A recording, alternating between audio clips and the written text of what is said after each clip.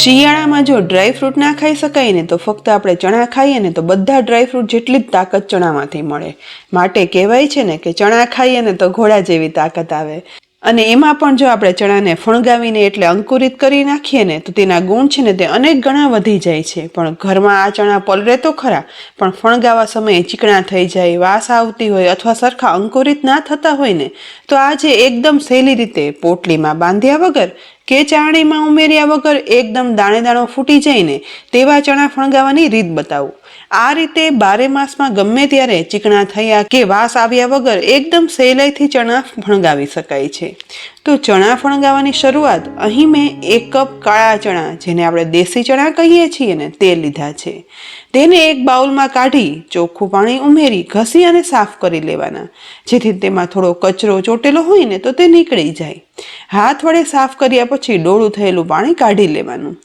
આ રીતે 2 વખત પાણીથી સાફ કર્યા પછી ચણા ડૂબી જઈને એટલું ચોખ્ખું પાણી ઉમેરી દેવાનું અને આ બાઉલને ઢાંકણ ઢાંકી 10 કલાક માટે પલળવા રાખી દેવાના છે. અહીં ચણા પલાળતા મારે 10ના બદલે 12 કલાક થઈ ગઈ. જુઓ, ઢાંકણ ખોલતા ચણા પલળી ગયા છે અને સાથે સાથે થોડા ચણા અંકુરિત પણ થઈ ગયા છે. પણ બધા ચણા ફણગાવવા માટે મોટા બાઉલ ઉપર મોટી ગળણી રાખી અને પલાળેલા ચણાને તેમાં ઉમેરી અને પલાળેલું પાણી છે ને તે નિતારી લેવાનું છે. ફણગાવેલા ચણા ચીકણા ના થાય ને તે માટે આ પ્રોસિજર કરવી ખૂબ જરૂરી છે. સાથે સાથે ચણામાં ઠંડુ પાણી ઉમેરતું જવાનું અને હાથ વડે આ ચણાને ઘસી અને સાફ કરી લેવાના, જેથી ચણા પલળતા થોડી પણ ચીકાશ થઈ ગઈ હશે ને તો તે એકદમ સાફ થઈ જશે. બસ લગભગ 1 થી 1.5 મિનિટ આ રીતે પાણીથી સાફ કરતા ચણા છે ને તે એકદમ સરસ ચોખ્ખા થઈ ગયા છે અને થોડી ઘણી ચીકાશ થઈ હોય ને તો તે પણ નીકળી ગઈ છે. ચણાને સરસ રીતે નિતારી અને ગળણીમાંથી એક ચોખ્ખા અને મોટા બાઉલમાં કાઢી લઈએ. ચણા ફણગાવા સમયે આ રીતે ચણાને થોડા એવા ભીના રાખવા અને ચોખ્ખા હોવા જરૂરી છે. તેની સાથે જ હોલવાળી ડીશ લઈશું. કુદરતના નિયમ પ્રમાણે સજીવને અંકુરિત થવા માટે હવા અને પાણી બંને જોઈએ છીએ. માટે હોલવાળી ડીશ ચણાને ફણગાવા સમયે બાઉલ ઉપર ઢાંકી દઈશું, જેથી ચણાને અંકુરિત થવા માટે જરૂરી એવો ઓક્સિજન છે ને તે મળતો રહેશે.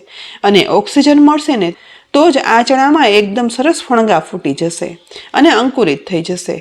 હવે આ રીતે વધારે 10 થી 12 કલાક એમ જ રહેવા દઈએ. આશરે વધારે 12 કલાક પછી ટોટલ ચણા પલાળવા અને અંકુરિત થવાની 24 કલાકનો સમય થયો છે. આ 24 કલાકમાં તમે જોઈ શકો છો કે દરેક ચણા છે ને તે એકદમ સરસ અંકુરિત થઈ ગયા છે.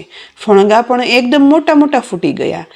આ સમયે આ ચણા જરા એવા ભીના લાગશે, પરંતુ હોલવાળી ડીશ ઢાંકી છે ને માટે ચીકણા તો બિલકુલ નહીં થાય કે એમાં વાસ પણ નહીં આવે.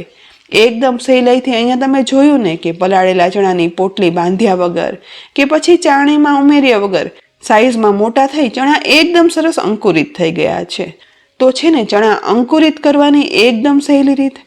આ ચણાનો ઉપયોગ તમે સલાડમાં, શાકમાં, ટિક્કી બનાવવામાં કે એમ જ મસાલો ઉમેરી ચાટની જેમ બનાવી અને ખાવ ને તો શક્તિનો ભંડાર એવા ચણા અંકુરિત કરતા તેના ગુણો પણ વધી જાય છે. તો જો ચણા પલાળવામાં તમને પ્રોબ્લેમ થતો હોય ને તો આ રીતે તમે ફોલો કરશો ને તો તમારા ચણા 12 મહિનામાં ગમે ત્યારે 24 કલાકમાં ફણગાવી શકાશે.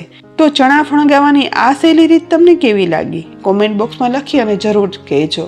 તેની સાથે જ હવે બાજરો, જુવાર ફણગાવવાની પણ એક સહેલી રીત આવી રહી છે. તો એ વિડીયો જોવા માટે અમારી ચેનલ કિચન સિરીઝને સબસ્ક્રાઈબ કરી લેજો. સાથે જ અમારા ફેસબુક પેજને લાઇક કરી અને ફોલો કરજો, જેથી આવી અગણિત રેસિપીના અપડેટ્સ તમને મળતા રહે. આવતીકાલે ફરી મળશું નવી રેસિપી સાથે. ત્યાં સુધી આવજો.